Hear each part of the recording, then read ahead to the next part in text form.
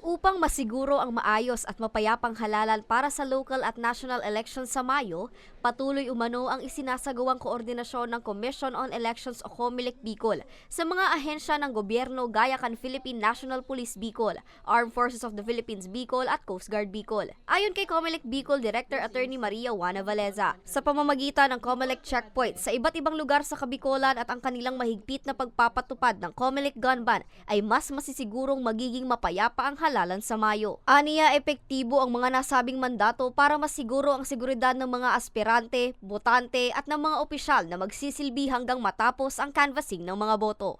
Yeah, in fairness to PNP and AFP and other law enforcement agencies, they have been closely coordinating with us and they had been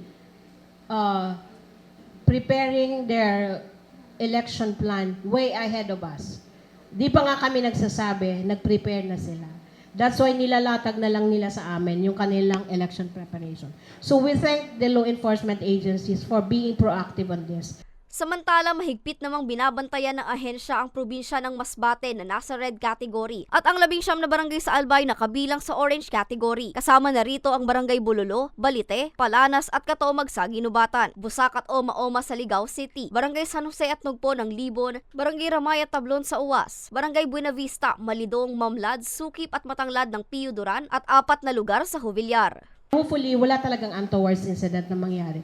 You know, yung untoward incident is beyond our control. So, ang ginagawa ng PNP, AFP, and all other law enforcement is preemptive.